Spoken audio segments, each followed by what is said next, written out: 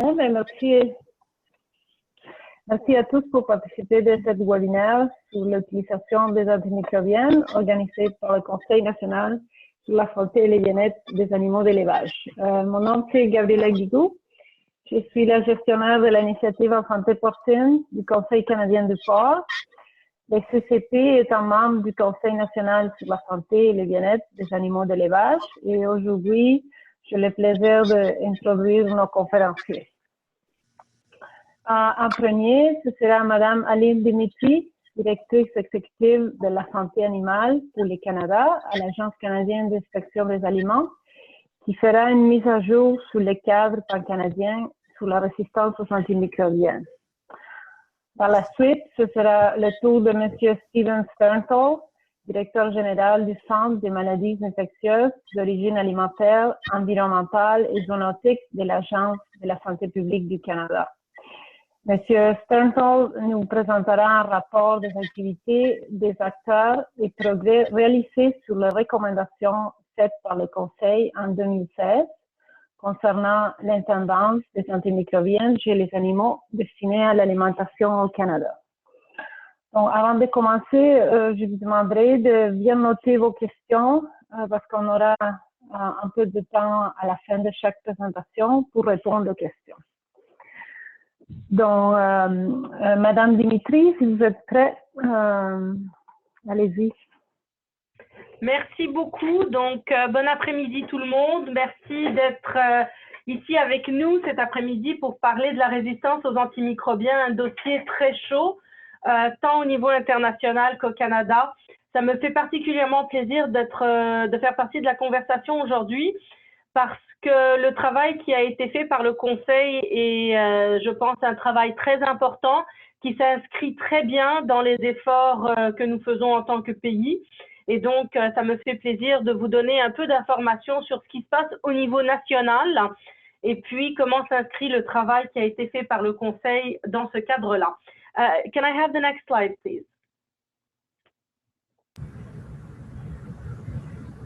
Donc, je ne vous apprendrai rien de nouveau si je vous dis que la résistance aux antimicrobiens est vraiment une grande menace, une menace pour la santé publique d'abord et avant tout, mais certainement ça a un impact très important au niveau de l'agriculture, de la santé animale et que tout effort que nous faisons pour maintenir l'accès aux antimicrobiens passe en partie par un travail de notre secteur, le secteur agricole et de santé animale, pour renforcer les efforts nationaux et internationaux.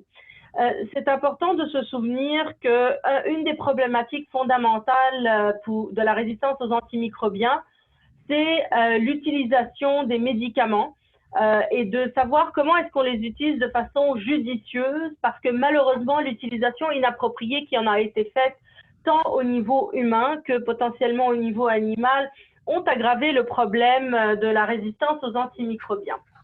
Et par conséquent, pour gérer la problématique très complexe de la résistance, il faut qu'on ait des actions coordonnées, il faut qu'on essaye de toucher à tous les aspects de nos activités qui nous permettent justement de contribuer à la diminution de la résistance et ce, en partie, par le biais de l'utilisation plus judicieuse des antimicrobiens, mais aussi de la capacité que nous avons collectivement de prendre de meilleures décisions vis-à-vis l'usage des antimicrobiens via les données que nous pourrions recevoir par des éléments tels que la surveillance, etc. Le Canada, comme beaucoup de pays, s'est engagé à travailler sur le problème de la résistance aux antimicrobiens et nous avons, dès le départ, réalisé que ces efforts pour que nous puissions réussir en tant que pays devaient être multisectoriels.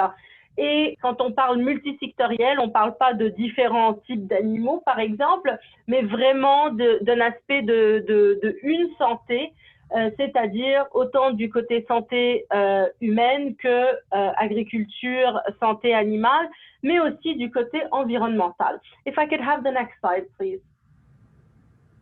Donc, si on regarde la situation actuelle internationale dans laquelle nous nous inscrivons tous, il y a des activités dans à peu près tous les domaines, au niveau de l'OMC par exemple, au niveau de l'OIE, au niveau de la FAO, tout le monde a un plan, mais fondamentalement, tous ces plans-là sont basés sur des principes communs, des principes liés à une surveillance améliorée, donc l'habilité de collecter des données, la capacité justement de prendre de meilleures décisions sur l'usage des antimicrobiens, l'élément de prévention des infections qui est très important parce que plus on prévient, moins on a besoin d'antimicrobiens et par conséquent, la logique dit qu'on se retrouve dans une situation où la résistance devrait diminuer.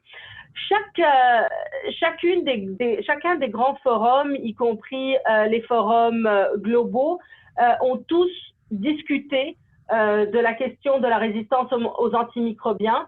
Et ça a fait son effet aussi au niveau des discussions économiques. Donc certainement, tout le monde, à l'échelle ministérielle jusqu'aux gens qui travaillent sur les terrains, tout le monde se rend compte de l'importance de ce sujet. May I have the next slide, please?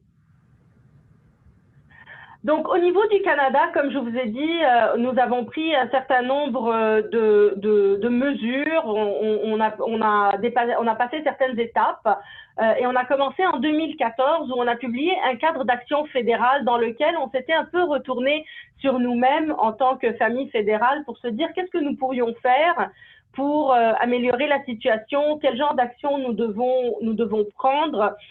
Et comment est-ce qu'on pourrait intervenir. Donc, le cadre, c'était vraiment à haut niveau et les détails de ce que nous allions faire a été publié en 2015 dans le plan d'action fédéral. La majeure partie de ces activités ont été complétées, mais une activité principale que nous avions sous le plan d'action fédéral, c'était de développer un plan pan-canadien, donc un plan qui ne tenait pas simplement compte des activités que pouvait influencer le fédéral, mais aussi les activités au niveau des industries, des universités, et puis de nos collègues dans les provinces aussi. Donc l'idée, c'était de passer de ce que nous pouvions faire en tant que famille fédérale à vraiment une action nationale. Et donc en 2017, nous avons développé le cadre pan-canadien. Et ce cadre-là, comme les cadres internationaux, se présente en 4 facettes, la surveillance, le bon usage, donc l'utilisation de données pour prendre de meilleures décisions, donc l'utilisation judicieuse, par la suite la prévention des infections et finalement la recherche et l'innovation. Ce qui est important de savoir sur la recherche et l'innovation, ce n'est pas simplement l'idée de la création de nouveaux vaccins, d'alternatives aux antimicrobiens ou même de nouveaux antimicrobiens. L'idée, c'est qu'on a besoin de recherche et d'innovation pour soutenir les 3 autres piliers que je venais de mentionner, pour nous assurer que nous pouvions être à la fine pointe. Donc, par exemple, quand on parle de surveillance, est-ce qu'il y a de nouvelles technologies qui nous permettraient de capter des données plus rapidement? Est-ce qu'on devrait passer, par exemple, des technologies comme le séquençage génomique, etc.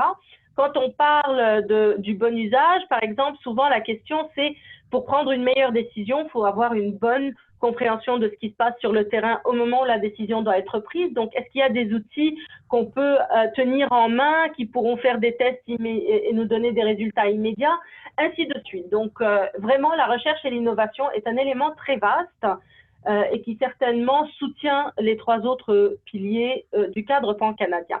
Ce cadre pan-canadien, évidemment, est à haut niveau. Les principes fondamentaux sont soutenus par tout le monde. La question est quels sont les détails de ce que nous allons livrer et nous travaillons en fait en ce moment sur le développement d'un plan d'action pan-canadien et je vous en parlerai un tout petit peu plus tard.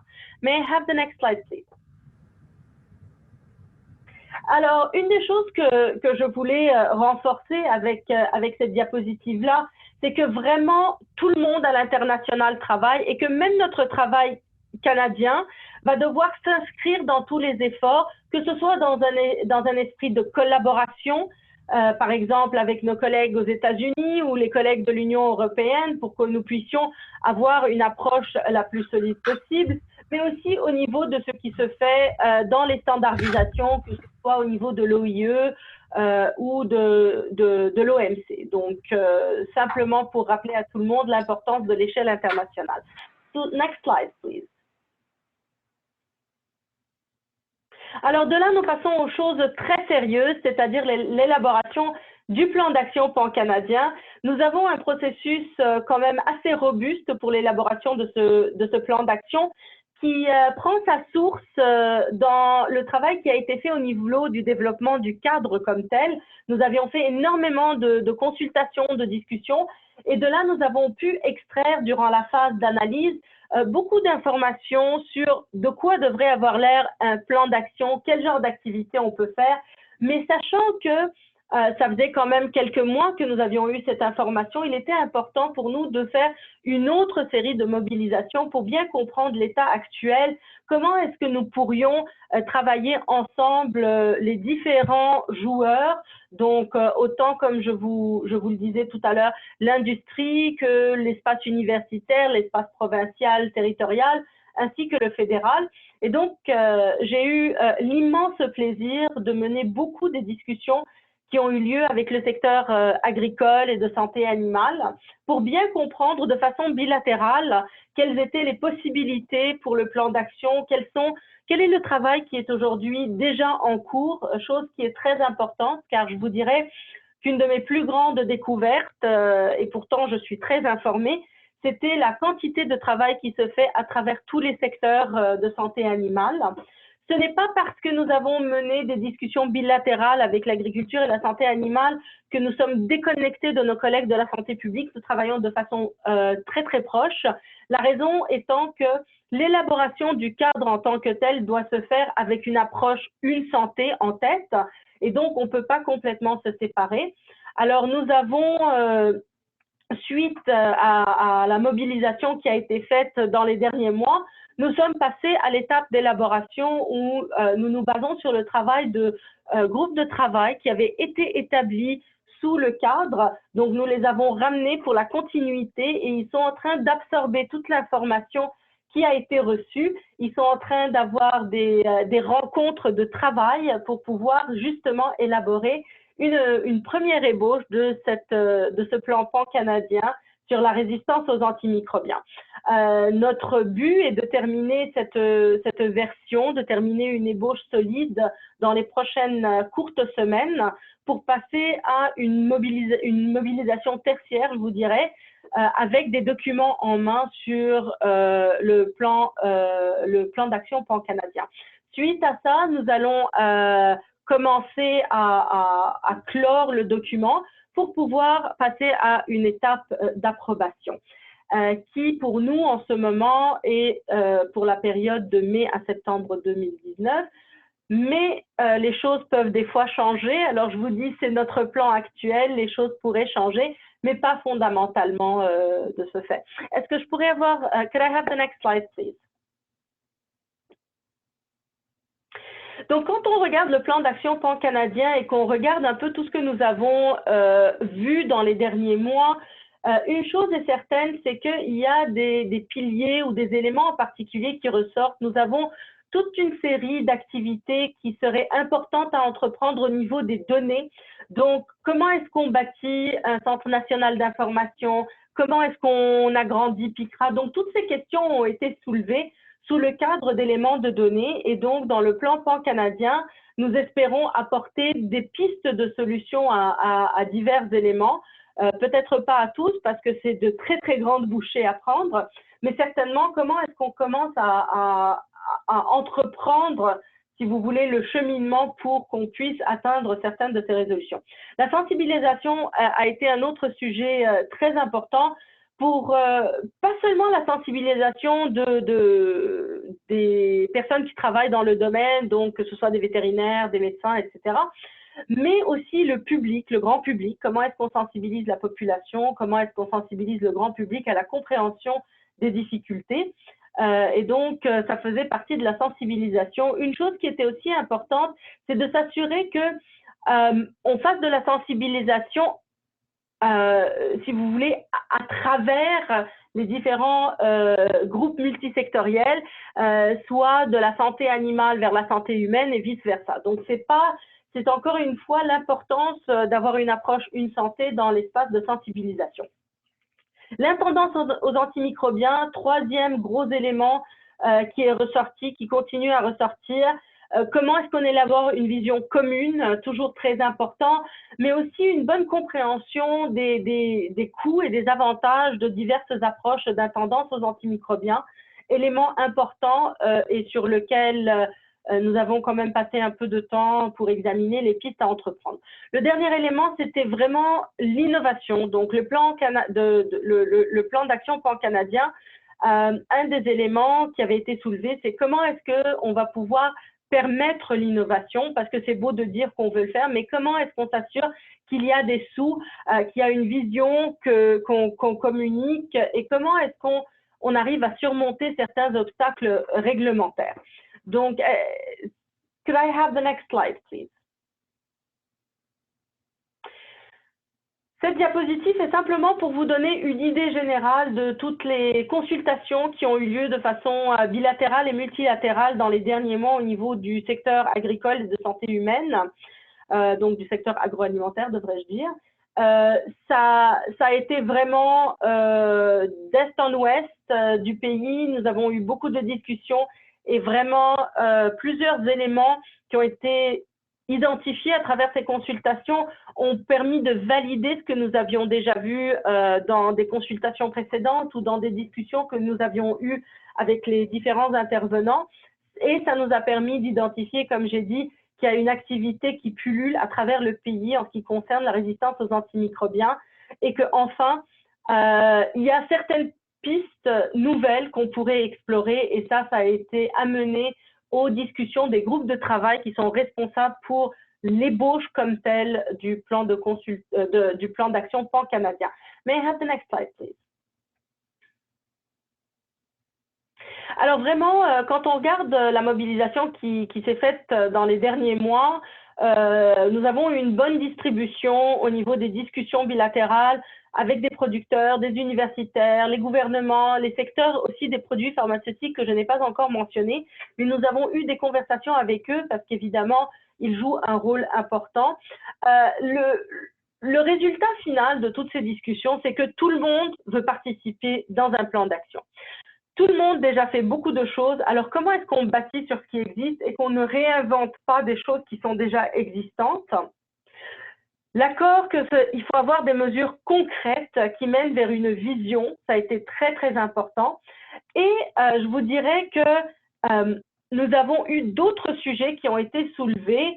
Je soulignerai en particulier l'élément d'accès aux vétérinaires, qu'avec les changements de politique réglementaires qui ont eu lieu récemment en fin d'année dernière, que nous avons besoin d'un meilleur accès à des vétérinaires un peu partout au pays, qu'il y a un plus grand besoin de partager des pratiques exemplaires non seulement entre différents intervenants de l'industrie, mais aussi entre les gouvernements. Et finalement, l'élément de l'expansion du PICRA qui, encore une fois, a été soulevé de façon consistante. Donc, comme on dit en anglais, all in all, quand on regarde ça de façon complète, on se rend compte que tout le monde réalise l'importance de cette problématique, tout le monde veut faire des efforts, mais que mettre l'épaule à la roue, c'est la mettre de façon consistante à travers les différents intervenants, mais aussi vers un but commun avec lequel on peut collectivement travailler. May I have the next slide, please? Alors, les messages clés que j'ai ici sur la diapo sont similaires, je vous les ai déjà donnés, je ne vais pas me répéter, mais une chose que je vous dirais qui était extrêmement importante dans les messages clés, c'est qu'on a besoin d'une approche d'une seule santé. Ce n'est pas quelque chose qui peut être entrepris par un groupe en particulier. Nous devons tous travailler ensemble, nous devons travailler ensemble de façon multisectorielle à différents niveaux sur tous les piliers et que tous les piliers sont interconnectés. On ne peut pas dire on va juste travailler sur la recherche à l'innovation, mais ne pas travailler sur les données. Donc, il faut vraiment se rendre compte que, oui, on sépare les activités en piliers, mais que fondamentalement, tout est extrêmement lié. Et il faut essayer de trouver les activités qui nous permettent d'avancer le plus rapidement et le plus efficacement possible de façon collective. May I have the next slide, please?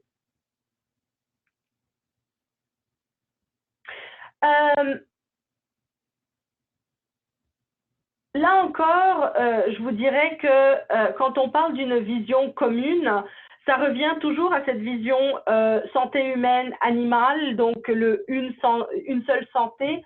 L'élément d'environnement est toujours là. Il y a toujours des discussions au niveau des investissements et comment ça se fait. Mais il est toujours important de se rendre compte que pour savoir comment investir, on a besoin de savoir où est-ce qu'on s'en va et qu'est-ce qu'on a déjà. Et donc, c'est extrêmement important d'avoir une bonne compréhension de l'état des lieux. Et je pense que ce ne sera pas une surprise de voir que le Canada va continuer à poursuivre des mesures à l'intérieur du pays, mais certainement nous allons continuer à travailler à l'international pour nous assurer de la collaboration, mais aussi de l'harmonisation des réponses et des réactions au niveau de la menace de la résistance aux antimicrobiens. Et pour moi, pour pouvoir en arriver là et pour avoir cette compréhension de l'état des lieux, un des éléments importants, c'est le travail que le Conseil a fait et que Steven va vous présenter. Mais c'est parce que nous, en tant que gouvernement, on n'a pas nécessairement cette capacité d'aller chercher toute cette information et on trouve qu'avoir une collaboration avec le Conseil nous aide justement à bien comprendre ce qui se passe pour que collectivement on puisse travailler en connaissance de cause et qu'on puisse avancer sur le dossier. Alors, may I have the next slide? I think that was the last one. Je pense que c'était la dernière diapo. Alors, merci beaucoup tout le monde. So, Megan or Gabrielle, back to you. Je ne sais pas c'est qui va mener le bal maintenant. Merci, Aline. Je ne sais pas si vous voulez répondre aux questions maintenant ou à la fin, après la présentation de Steven. C'est comme vous voulez, je suis prête à répondre, on peut répondre à la fin, c'est comme vous préférez. Est-ce qu'il y a des questions pour Madame Dimitri?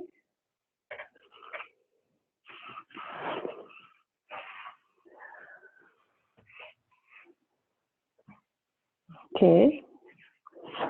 Bon, peut-être on pourrait passer la présentation de M. Steven Thornton à la fin. Peut-être qu'il y a quelqu'un qui a des questions.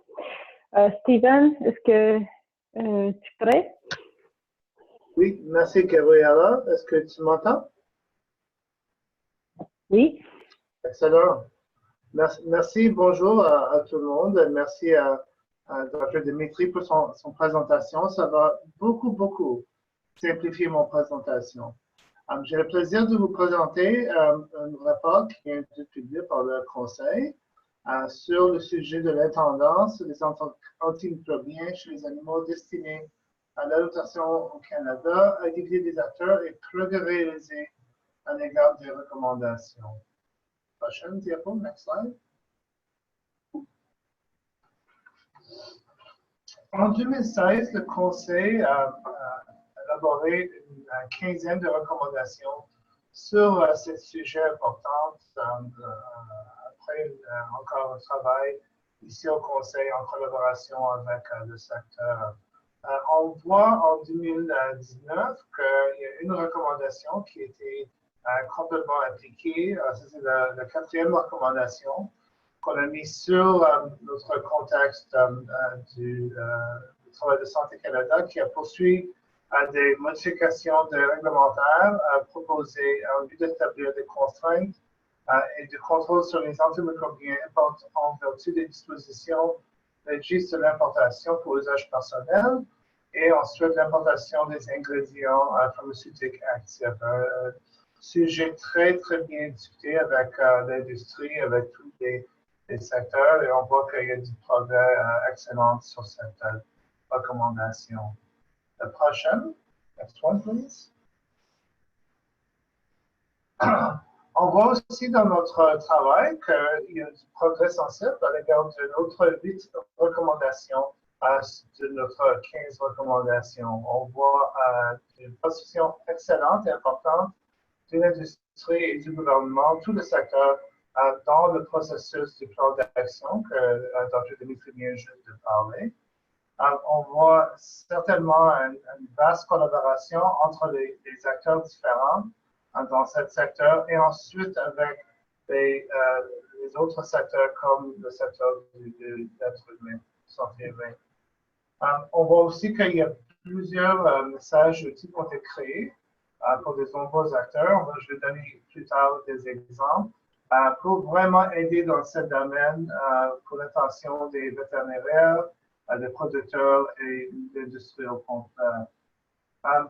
Et finalement, on voit aussi un excellent progrès dans l'intégration de l'intendance et l'antimicrobien dans les programmes de sécurité des aliments, vraiment au niveau des fermes. Ça, c'est des avancements qu'on est très contents d'avoir avec l'engagement du secteur. Prochain, next one, please. Même avec le progrès qu'on vient juste d'identifier, il y a toujours des autres recommandations qui ne sont pas encore réalisées. Par exemple, il y a deux recommandations qu'on voit que le progrès continue.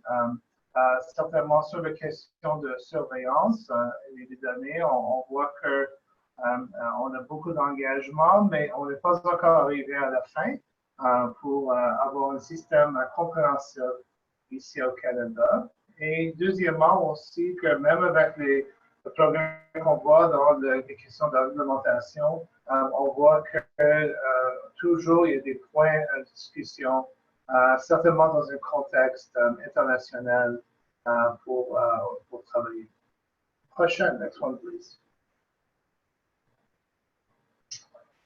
Sur le domaine de l'intolérance des antimicrobiens, il n'est pas unique dans un contexte qu'on a besoin aussi des investissements. On voit ça dans certains dossiers où on a besoin avec de bonne collaboration, on a besoin de faire beaucoup de progrès, mais vraiment de continuer de faire des progrès. On voit il y a 4 recommandations qui ont vraiment besoin de soutien, ils ont besoin des fonds pour aider à le progrès.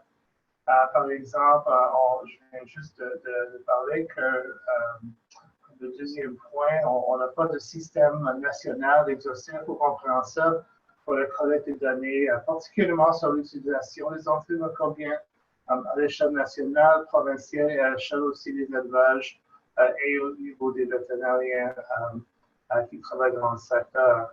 Le premier point aussi, on manque de programme national de formation continue pour les producteurs de vétérinaires et vraiment tous les gens qui sont fait partie de notre secteur. Et comme je disais déjà, on voit toujours des opportunités, des chances de plus harmoniser notre règlement entre le Canada et les États-Unis pour nous aider vraiment dans notre travail sur ce dossier. Et finalement, dans le contexte aussi de la réglementation, il y a toujours des défis dans le travail pour créer des alternatives aux antimicrobiens, antibiotiques, comme des probiotiques ou regarder, par exemple, des nouveaux produits qui peuvent entrer dans le marché. Next one, prochaine. Je pense que l'observation presque le plus important qu'on a vu dans notre travail ici dans le Conseil, c'est vraiment que les acteurs de l'agriculture animale canadienne, ils travaillent et appuient déjà un plan d'action avant même que le processus que Dr. Dimitri a parlé est complété, même avant son lancement.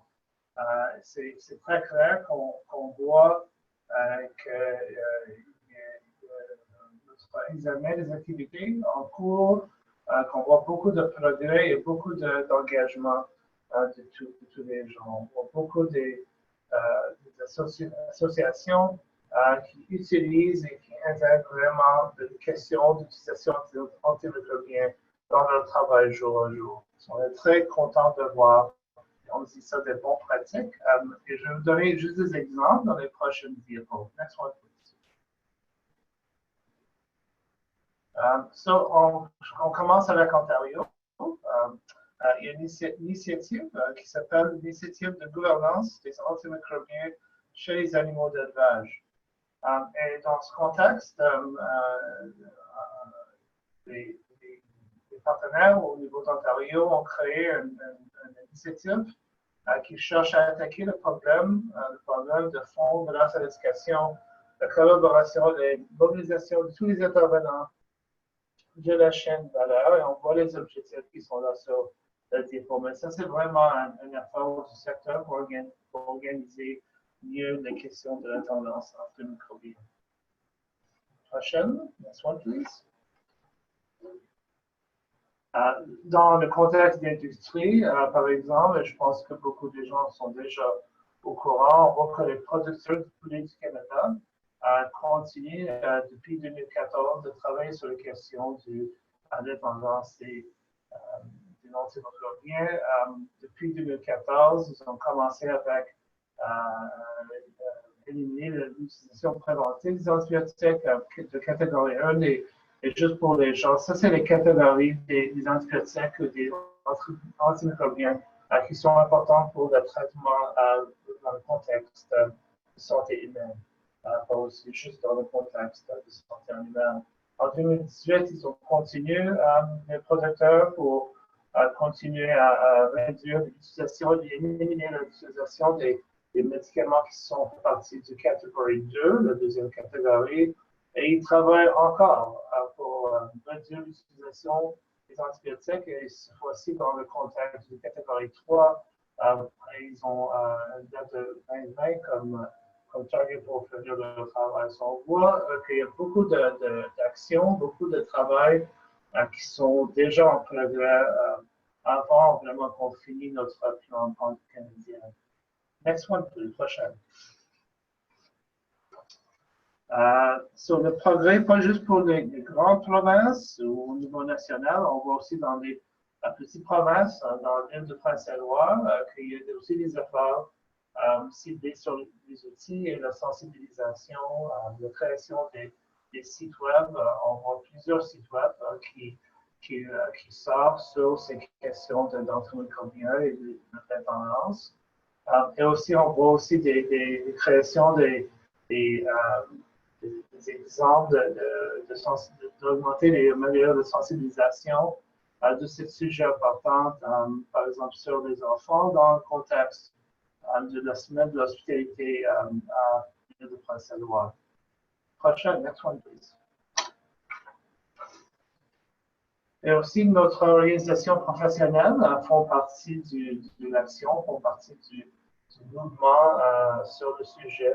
Par exemple, il y a déjà un projet de système national de supervision vétérinaire qui a été proposé par l'association et aussi travailler sur les lignes directrices pour assurer que l'utilisation des antimicrobiens serait dans des situations très nécessaires.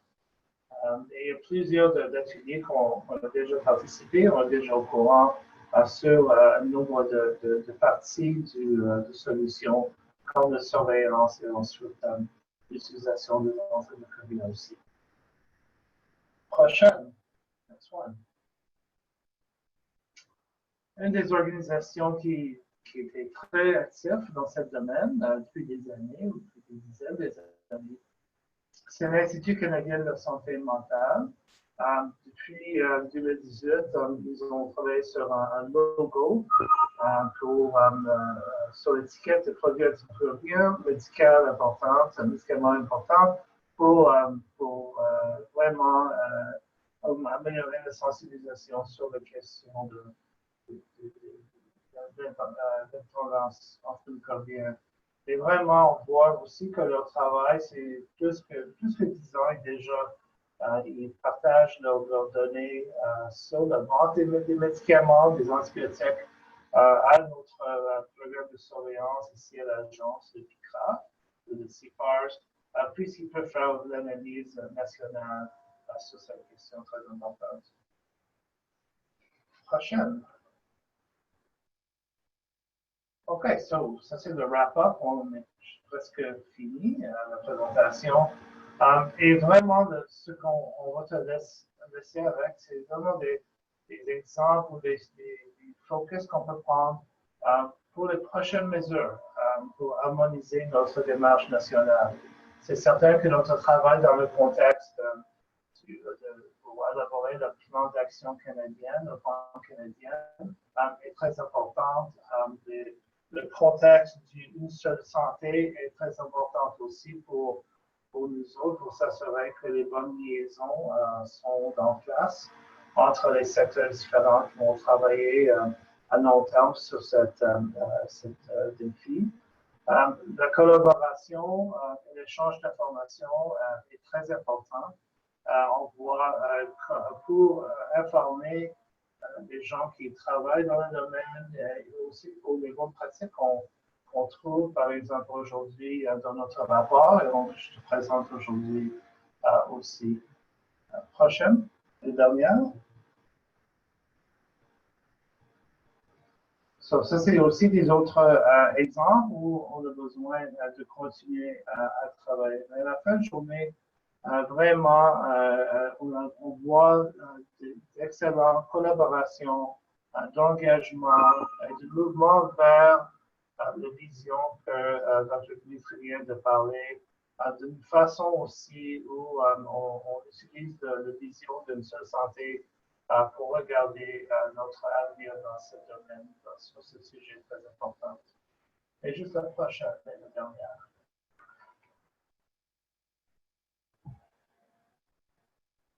On va prendre des questions dans 2 instants, mais vraiment, ça c'est où on a sur notre site web du conseil, notre rapport qu'on vient juste de parler. Et c'est un rapport qu'on a l'intention de continuer de faire la mise en œuvre. On sait que c'est un snapshot du bon travail, du bon mouvement qu'on voit dans le secteur et on prévoit d'avoir d'autres bons exemples de partager avec tout le monde.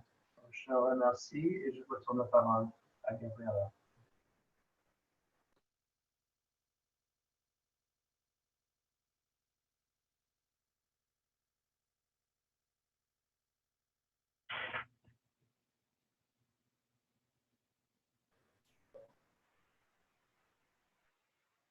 Gabriela ou Megan, es-tu là?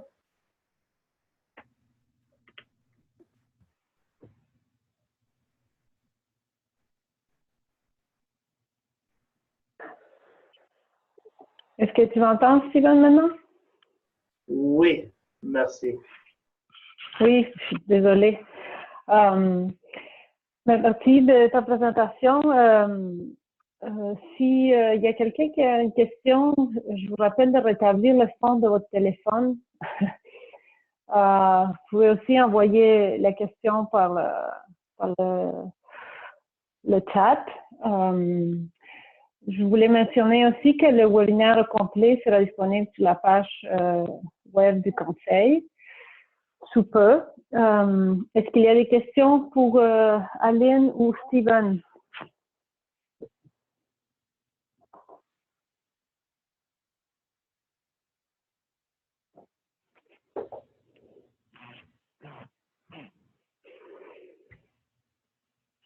OK.